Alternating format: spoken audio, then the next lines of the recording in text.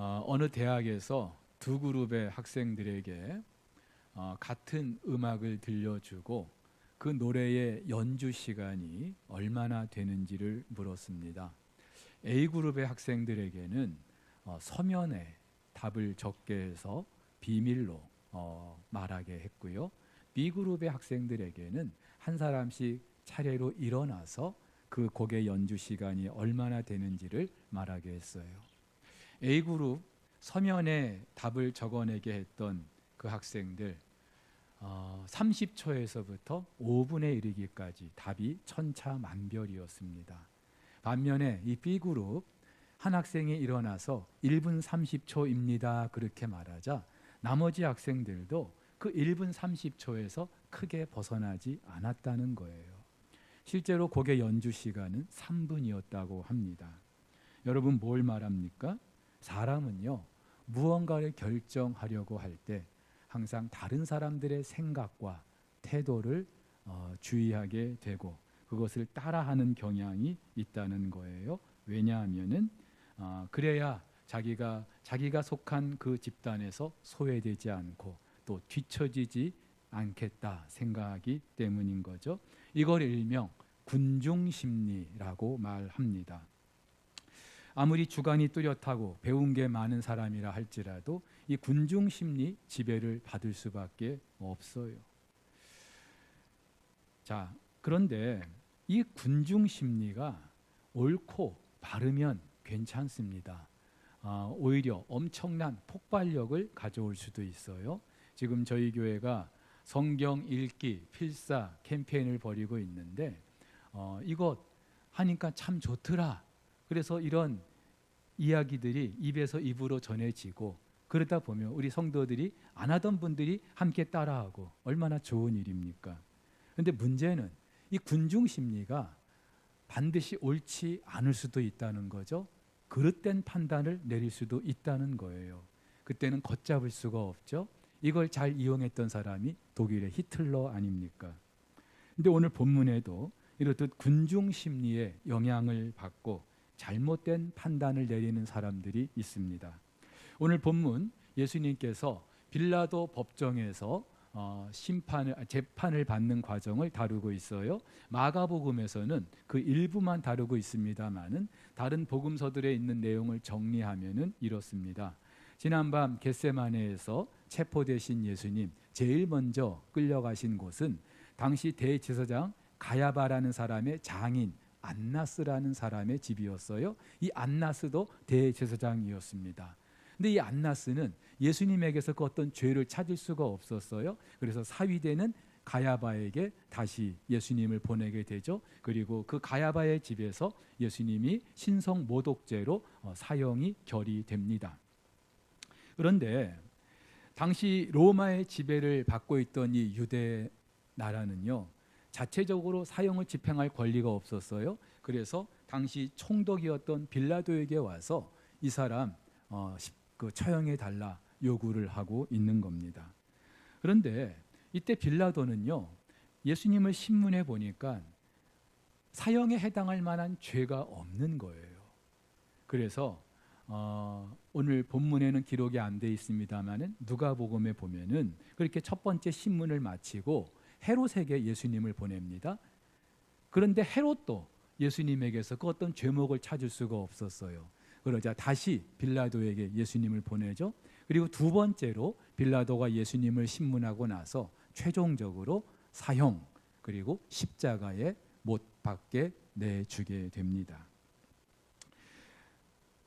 대제사장의 집에서 그리고 빌라도의 법정에서 두 번의 재판이 있었어요.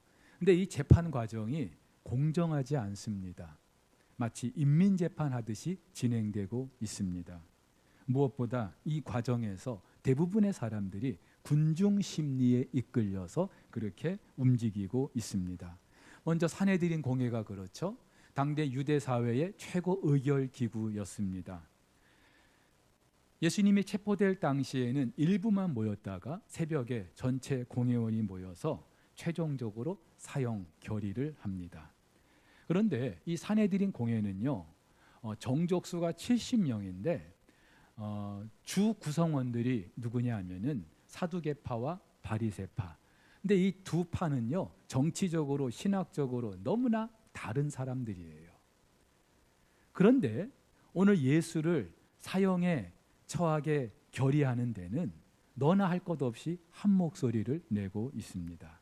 마치 여당과 야당이 평소에는 그렇게 싸우다가 어떤 공통의 이익 앞에서는 한 목소리를 내는 것과 같습니다. 근데 여러분 한번 생각해 보시죠. 그 70명의 사내들인 공회원들 가운데 과연 예수가 사형에 처해지는 걸 반대했던 사람은 없었을까요? 있었을 거예요. 나중에 예수님 시체를 장사 지내는 사람들 가운데 아리마대 사람 요셉이 있었고요, 니고데모가 있습니다. 근데 이 두 사람은 당시 사내들인 공회원이었어요. 근데 아마 이들의 의견이 소수였기 때문에 대다수 그 공회원들의 그 생각에 묻혔을 거예요. 또 이 사람들과 같은 생각이 있다 할지라도 그 공회원 그 무리에서 따돌림 당할까 싶어서 침묵했던 사람들도 있었을 것입니다. 자, 그리고 이렇게 군중 심리의 영향을 받는, 또 이 군중 심리를 대변하는 또 한 사람들이 있죠. 오늘 8절에 무리라고 기록된 불특정 다수입니다. 헬라어로는 군중이라는 말이에요. 근데 이들이 예수님을 십자가에 못 박게 해달라고 앞장서고 있는 거예요. 여러분, 이 사람들 가운데는요, 지난 3년 동안 예수님의 공생의 기간 동안에 예수님의 이런저런 표적을 보고 목격한 사람들도 있었을 거예요. 예수님의 가르침을 들었던 사람들도 있었을 겁니다. 예수님이 예루살렘에 입성하실 때 호산나 호산나 외치면서 열렬하게 환호했던 사람들도 있었을 거예요. 근데 어느 순간에 돌변해서 예수를 십자가에 못 박으라고 하고 있습니다. 여러분, 이것만 봐도 민심은요, 언제든지 바뀔 수 있어요. 자, 그렇다면 이들이 왜 이렇게 돌변했던 걸까요? 이유가 있어요. 예수님이 예루살렘에 입성하실 때만 해도 이들은요, 자기들이 기다리던 메시아인 줄 알았을 거예요. 이 로마의 억압에서 그들을 해방시켜주고 또 옛 다윗 왕국의 그 영광을 재현해 줄 거라고 기대했어요. 근데 어느 순간 그 기대가 무너져 버린 거예요. 예수님의 제자들이 그랬던 것처럼 말이죠. 여러분, 그런데 그렇다고 해도 이 많은 무리들 전부가 다 한 사람도 빼놓지 않고 똑같은 생각을 하고 있었을까요? 이 무리 가운데는 아무리 그래도 예수님을 십자가에 못 박는 거 너무하지 않아? 그 정도는 아니지 않아? 그런 생각을 하는 사람들 있지 않았을까요? 그런데 결국은 다른 대다수의 그 목소리에 그들의 생각이 묻혀버려요. 대다수의 그 사람들의 그 큰 목소리에 이들이 침묵하는 거예요. 그도 그럴 것이 오늘 11절을 보니까 대제사장들이 이 무리를 충동했다고 합니다. 당대 최고 종교 지도자들이 이 무리를 선동해서 예수님을 십자가에 못 박게 하고 있는 거예요. 누가 감히 당대 최고 종교 지도자들의 그런 선동에 반기를 들 수 있겠습니까? 그런데 이렇게 군중의 영향을 받은 사람들, 어떤 그 무리들만 있었던 게 아니라 각 개개인도 있어요. 가장 대표적인 사람이 헤롯입니다. 누가복음에 보면은 예수님이 빌라도가 예수님에게서 그 어떤 죄목을 찾을 수 없자 마침 예루살렘에 와 있었던 그 갈릴리 분봉왕 헤롯 안티파스에게 보냅니다. 이 안티파스는 갈릴리 지역을 통치하던 그런 분봉왕이었어요. 그런데 유월절을 지키기 위해서 지금 예루살렘에 와 있는 겁니다. 그러니까 빌라도가 야, 이 예수라는 사람 나사렛 갈릴리 사람인데 네 동네 사람이니까 네가 한번 심판해봐라, 재판해봐라 보낸 거예요. 그런데 이 헤롯도 예수님에게서 그 어떤 죄목을 찾을 수가 없었어요. 그런데도 누가복음을 보면은요, 이 헤롯이 어떻게 합니까? 예수님을 업신여기고 실용해서 다시 빌라도에게 보내는 거예요. 왜 그랬을까요? 죄가 없는데 왜 예수님을 그렇게 업신여기고 실용까지 하면서 빌라도에게 보냈던 걸까요? 이유가 있어요. 일단 이 헤롯이 질문할 때 예수님이 아무 대답을 안 하셨어요. 헤롯은 자기 권위가 무시당한다고 생각했겠죠. 불쾌하게 생각했을 거예요. 근데 이보다 더 큰 이유가 있는데, 헤롯이 예수님을 신문할 때 거기까지 따라갔던 사람들이 있어요. 대제사장들과 서기관들. 이 종교 지도자들이 빌라도가 자기들 뜻대로 그렇게 처리를 안 해주니까 헤롯을 또 찾아간 거예요. 그러면서 온갖 있지도 않은 허위 사실을 늘어놓으면서 예수님을 고발하고 있는 겁니다. 헤롯도요, 이런 당대 최고 종교 지도자들의 그런 고발을 무시할 수 없었을 거예요. 큰 부담이었을 거예요. 왜냐하면은 갈릴리 지역을 통치하는 분봉왕이지만 당시 유대 사회의 최고 종교 지도자들 무시할 수 없거든요.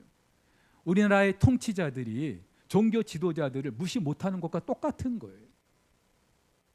게다가 누가복음에 보면은 그 당시 상황을 이렇게 기록하고 있어요. 헤롯과 빌라도가 전에는 원수였으나 당일에 서로 친구가 되니라. 무슨 이유로 빌라도와 헤롯이 원수지간이었는지는 모르겠어요. 근데 빌라도는 로마 황제의 총독으로 온 사람이고, 헤롯은 그 유대를 3등분해서 한 지역의 분봉왕이에요. 물론 권력으로 보면은 빌라도가 더 우위에 있다고 볼 수 있겠지만 서로 견제를 주고받을 수 없는 그런 관계였던 거예요. 그런데 이날만큼은 서로 친구가 되었다는 거예요. 무슨 말이에요? 자, 우리 사이좋게 지내보자 그랬다는 게 아니라 어떤 특별한 사안에 대해서 이들의 생각이 일치됐다는 겁니다. 앞서 사내들인 공회 그 사두개파와 그 바리새파 사람들이 뜻이 모아졌던 것처럼 말이죠. 자, 그런데 이렇게 군중의 영향을 받았던 가장 대표적인 사람이 있습니다. 빌라도이죠. 빌라도는요, AD 26년 로마 황제 티베리우스에 의해서 유대와 사마리아 그리고 이두메 지역의 총독으로 부임합니다. 근데 워낙 반유대교적 그런 성향이 있었던 터라 그가 통치하던 그 재임하던 기간 동안에 많은 유대인들을 잔인하게 억압하고 학살하는 그런 일들이 있었어요. 그래서 10년 만에 결국 파면되고 맙니다. 근데 오늘 지금 예수님을 신문하는 이 자리에서 빌라도는요, 예수에게서 그 어떤 죄목을 찾을 수가 없었던 거예요. 누가복음에 보면은 나는 이 사람에게서 죄를 찾을 수 없노라 3번씩이나 말합니다. 게다가 마태복음에 보면 이런 기록이 있어요. 빌라도의 아내가 꿈을 꿨는데 좀 불길했던 것 같아요. 그러면서 남편을 찾아와서 저 예수란 사람 옳은 사람 같다. 그러니까 당신은 저 사람에게 대하여 상관하지 말아라. 그렇게 조언을 하기도 해요.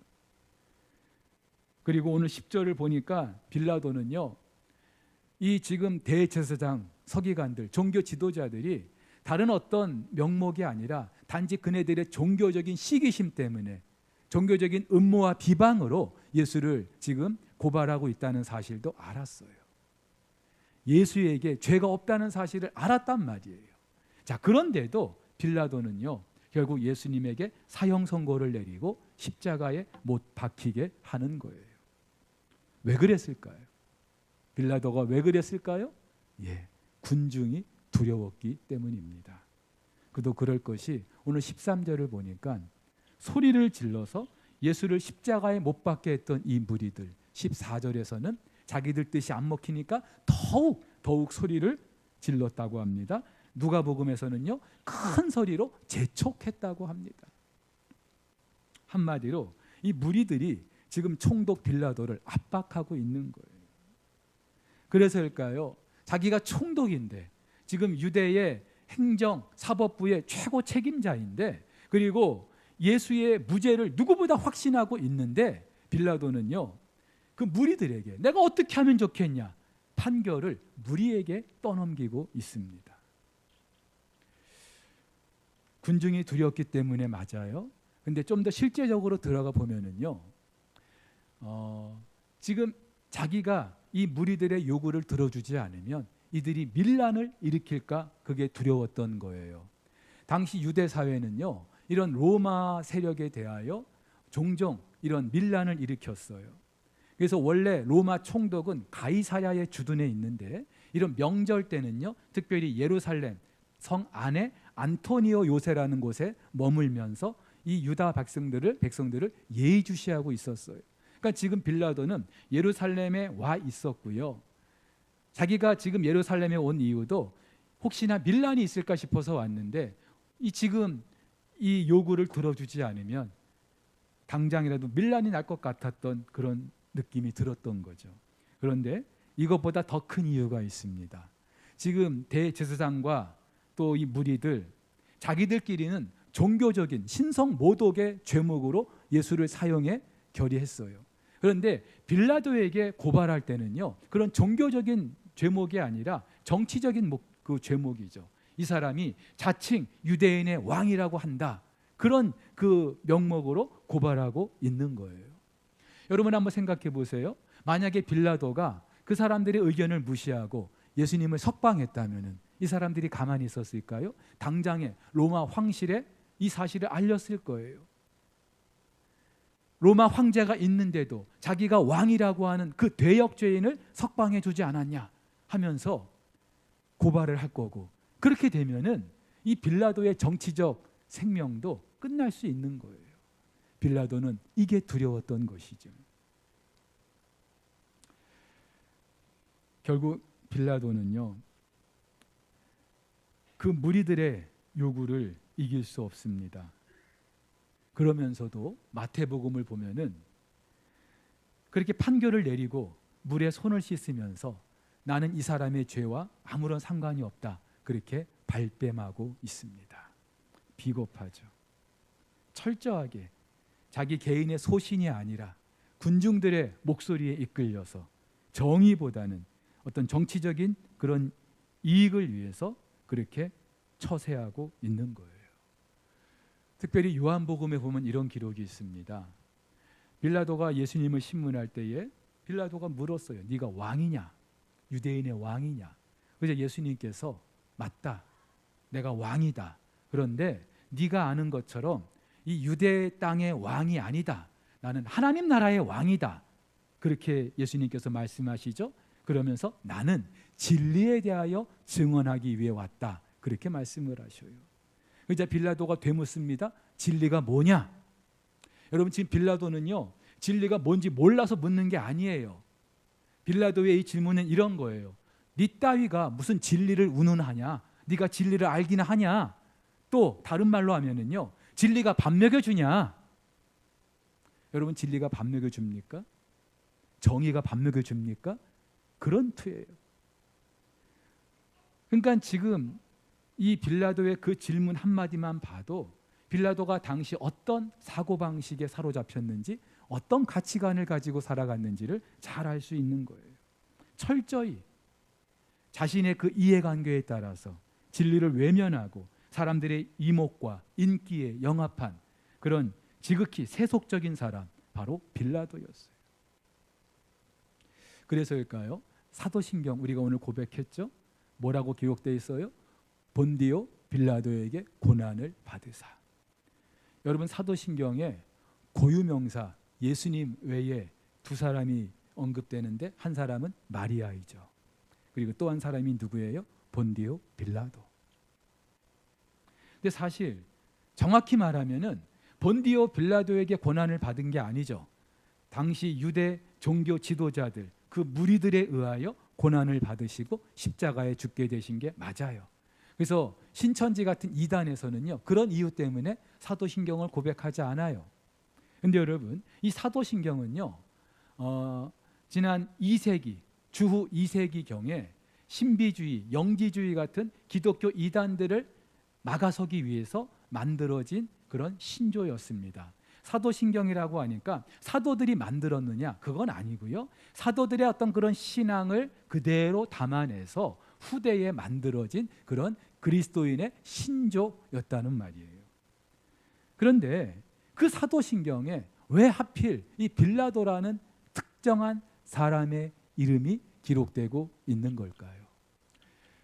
두 가지 이유가 있습니다. 하나는요, 예수님의 죽음이 허구가 아니라, 거짓말이 아니라 역사적 사실이라는 것을 드러내기 위한 거예요. 지난 2000년 기독교 역사를 보면은요, 많은 이단들이 있었는데 그 중에는 예수께서 사람의 몸을 입고 이 땅에 오신 것을 부정하는 그런 이단들이 있었어요. 가장 대표적으로 영지주의, 특별히 그 중에서도 가현설주의자들, 도케시즘이라고 하는데, 이 사람들은 뭐라고 말하냐면은 예수는, 하나님이신 예수는 사람의 몸을 입고 이 땅에 오신 게 아니라 그렇게 사람들 눈에 보였을 뿐이다. 실제로 육신을 입고 온 게 아니다. 그러면서 예수님의 탄생과 죽으심과 부활하심에 대해서 다 부정하고 있어요. 그거 다 허구이고 신화에 불과하다. 그렇게 말합니다. 안타깝게도 현대 신학자들 중에도 예수님의 그런 공생의 모든 그 행적이 신화다. 그렇게 부정하는 사람들이 있어요. 근데 여러분, 만약에 예수님께서 사람의 몸을 입고 이 땅에 오시지 않았다면요, 저나 여러분의 구원은요 없었어요. 여러분, 사람의 죄는 누가 죽어야 됩니까? 사람이 죽어야 돼요. 구약에서 죄 없는 짐승들 잡아다가 그들을 죽여서 제사는 드렸습니다마는 실제로 그래서 죄 사함 받은 게 아니에요. 앞으로 하나님께서 행하실 일을 예표하고 있는 것에 불과한 것이죠. 사람의 죄는요, 사람이 죽어야 사함 받을 수 있어요. 왜? 죄의 삭은 사망이기 때문에. 근데 조건이 있죠. 죄가 없어야 돼요.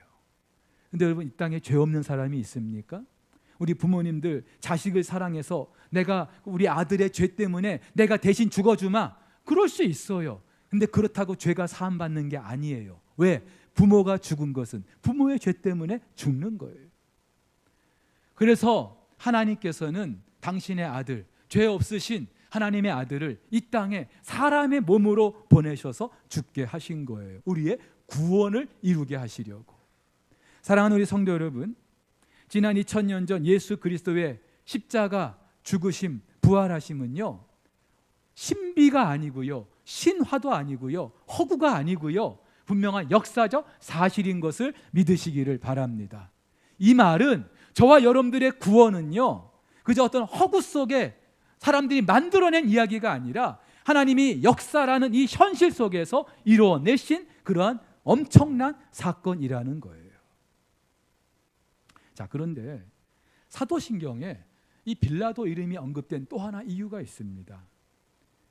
빌라도의 대표성 때문입니다. 당시 빌라도는 로마 황제가 임명한 황제의 대리인이에요. 근데 표면적으로는 그렇습니다만은 좀 더 넓게 생각해 보면은 이 세상 통치자들의 대표, 더 넓게 영적으로 해석하면은 이 세상을 통치하는 공중의 권세 잡은 그 악한 세력의 대표, 그가 누구예요? 빌라도예요. 바로 예수께서는 그런 공중의 권세 잡은 자들, 그 악한 세력들에 의하여 십자가에서 죽으신 거예요. 근데 여러분, 빌라도는요, 그렇게 이 세상 공중 권세 잡은 사람들의 그런 대표로 기록된 것과 동시에 바로 저와 여러분들을 대표하는 사람이기도 합니다. 우리 생각에는 지난 2000년 전 예수님을 십자가에 못 박게 내준 사람 본디오 빌라도 맞죠? 그러나 그 사람은 그저 모든 죄인들의 대표로서 그 자리에 있었을 뿐이고, 사실 예수님을 십자가에 못 박게 했던 사람들은 다름 아닌 저와 여러분이었다는 사실이에요. 이걸 잘 말해주는 게 바라바라는 사람입니다. 바라바는 성경에서 유명한 죄수라고 말합니다. 밀란을 꾸미고 또 밀란 과정에서 살인을 했던 강도라고도 말하고 있어요. 한마디로 용서받을 수 없는. 그래서 이 바라바는 아마 특별한 일이 없었다면 십자가에 죽었을 거예요. 그런데 얼토당토 않게 그 바라바 대신에 예수님이 십자가에 죽는 거예요. 그도 그럴 것이요, 그 유대인의 관습에 이 유월절 같은 명절이 되면은 죄수 한 사람을 석방해주는 그런 관례가 있었다고 합니다. 대통령이 특별한 때 사면을 해주는 것과 같은 거예요. 그런데 이때 죄수를 풀어주면서 특별히 유월절 같은 때는 어린 양을 한 마리 죽였다고 합니다. 여러분, 굉장히 의미심장하지 않습니까? 그들이 어떤 의도에서 어린 양을 죽였는지는 모르겠습니다만은 지금 유월절 어린 양으로 오신 예수 그리스도께서 십자가에 죽게 되시는 것, 너무나도 의미심장한 그런 순간 아니겠습니까? 그렇죠?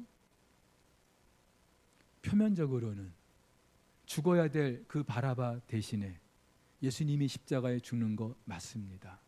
근데 여러분, 그 바라바가 있어야 되는 자리가 바로 저와 여러분이 있어야 하는 자리고요.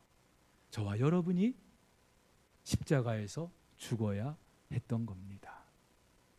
간혹 우리 그리스도인들 중에 예수님의 그 십자가 죽음을 제3자 입장에서 그렇게 이야기하는 분들이 있어요. 그리고 예수님의 십자가 죽음을 감상적으로, 감정적으로 동정하는 그런 분들 계십니다. 절대로 그렇지 않아요. 내가 그 십자가에 죽어야 된다 생각하면은요, 절대로 우리는 예수님의 죽음을 감상적으로만 우리가 그렇게 판단할 수 없어요. 정말로 소름이 끼칠 정도로, 그리고 반면에 그 예수 그리스도가 너무나 감사할 수밖에 없는 거예요. 여러분, 출애굽한 이스라엘 백성들에게 하나님께서는 출애굽기에서 성막을 만들게 하셔요. 왜냐하면은 하나님 당신이 그 백성들과 함께하고 싶으셔서. 지금 이스라엘 백성들과 결혼하신 거예요. 결혼했으면 신혼집에 살아야 될 거 아닙니까? 그래서 내가 너와 함께 할 테니까 성막을 만들어라. 근데 여러분, 성막에서 하는 일이 뭐예요? 성막에서 하는 일이 뭐예요? 하나님께 제사를 올려드리는 거예요. 왜 제사를 올려드리게 하십니까?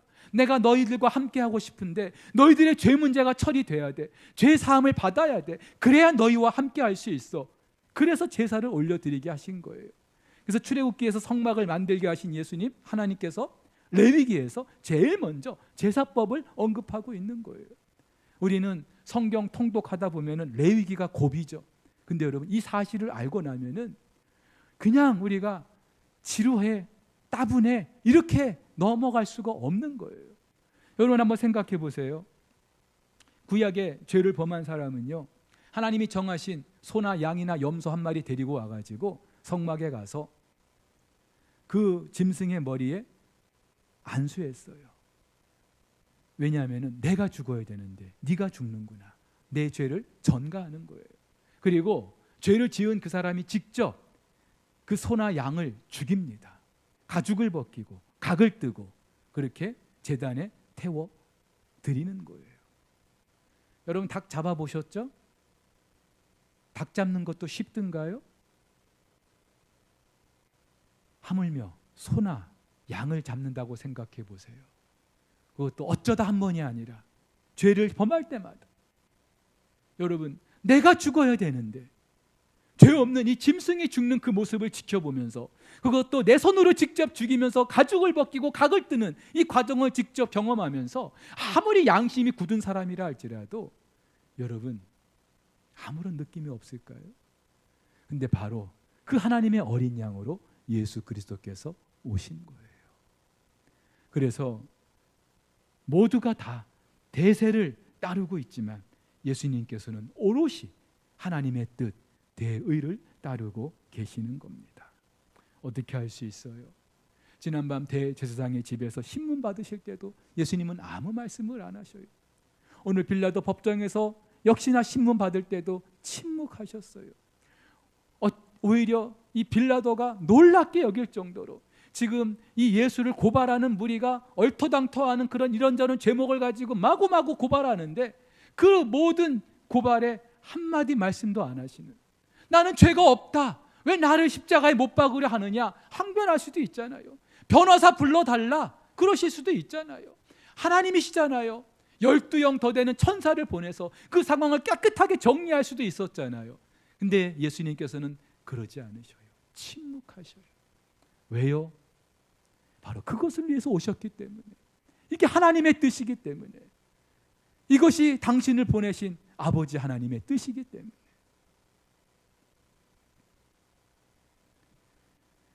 그렇게 하나님의 뜻을 이루기 위하여 침묵하셨던 예수님, 하나님의 뜻을 이루어 드리게 되고, 그리고 그 결과 그 유다 땅의 왕이 아니라 하나님 나라의 왕으로서 그 나라의 권세와 영광을 하나님께서 허락해 주시는 거예요. 사랑하는 우리 성도 여러분, 자, 그렇다면 우리가 이제 마지막 질문을 해야 합니다. 어떻게 예수님께서는 대세가 아니라 그렇게 하나님의 뜻, 대의를 따를 수 있었을까? 물론 예수님은 하나님이시니까 하나님이 그 정도도 못하시나 이렇게 말해버리면 뭐 아무 할 말이 없어요. 근데 여러분, 예수님도 사람이셨어요. 사람의 한계가 예수님에게도 있었고 그런 연약함이 예수님에게도 있었단 말이에요. 예수님도 대의가 아니라 대세를 따를 수 있으셨단 말이에요. 그런데도 하나님의 뜻을 따를 수 있었던 이유, 하나님의 뜻에 민감하셨기 때문에, 그리고 그 하나님의 뜻대로 살려고 몸부림하셨기 때문에. 그래서 예수님께서 공생의 기간 동안에도 매일 아침 이른 새벽에 한적한 곳에 가셔서 하나님과 독대했던 거예요. 왜요? 당신을 향한 그 아버지 하나님의 뜻을 알기 위해서, 그것을 재확인하기 위해서, 그 뜻대로 살아내기 위해서. 지난밤 겟세마네 동산에서도 땀방울이 핏방울이 되도록 기도하셨던 이유도 바로 그 때문이었어요. 여러분, 그렇다면은 저와 여러분도 다르지 않죠. 우리도 얼마든지 대세를 따라 살아갈 수 있어요. 내 생각과 달라도 다른 사람들이 그렇게 말하니까, 그렇게 따라가니까 나도 모르게 그렇게 따라갈 수 있어요. 그러면서 나도 모르게 하나님의 뜻이 아니라 사람의 뜻을 앞세우는 그런 치명적인 잘못을 범할 수도 있습니다. 어떻게 해야 될까요? 도리 없어요. 도리 없어요. 내 뜻이 아니라 하나님의 뜻이 무엇인지 알아야 되겠죠. 말씀 앞에 무릎을 꿇어야 돼요. 여러분, 하루 한번 여러분들 생각해 보세요. 이런저런 온갖 세상의 정보와 소문이 끊임없이 내게 들려와요. 내가 차단을 해놔도 내 의지와 상관없이 나에게 계속 마구마구 들려와요. 아차 하는 순간에 나도 모르게 그 세상의 목소리에 귀를 기울일 수밖에 없고, 그것이 전부인 것처럼 따라갈 수밖에 없는 거예요. 어떻게 해야 되겠어요? 하나님의 뜻이 무엇인지 여쭤야 되겠죠. 묻고 또 물어야 되겠죠. 묵상하고 또 묵상해야 되겠죠. 또 그것을 알았다 해도 우리에게는요, 그 하나님의 뜻대로 살 만한 그런 능력이 없어요. 어떻게 해야 되겠습니까? 계속해서 기도의 자리에서 하나님, 나에게 하나님의 뜻대로 살 수 있는 지혜를 주세요. 그런 능력을 주세요. 용기를 주세요. 무릎 꿇을 수밖에 없는 거예요. 시편 기자는 그래서 시편 1편에서 이렇게 말합니다. 복 있는 사람은 악인들의 궤를 따르지 않습니다. 죄인들의 길에 서지 않습니다. 오만한 자들의 자리에 앉지 않습니다. 다 복수로 말하고 있어요. 악인들, 죄인들, 오만한 자들, 한마디로 대세를 따르는 사람들이죠. 근데 복 있는 사람은 그들이 아니라 바로 여호와의 율법을 즐거워하여 그 율법을 주야로 묵상하는 사람이라고요. 대세가 아니라 하나님의 뜻을 따르는 사람이라고요. 저와 여러분의 남은 때 이렇게 하나님의 뜻을 앞세울 수 있는 그런 삶을 살아갈 수 있기를 예수님의 이름으로 축복합니다.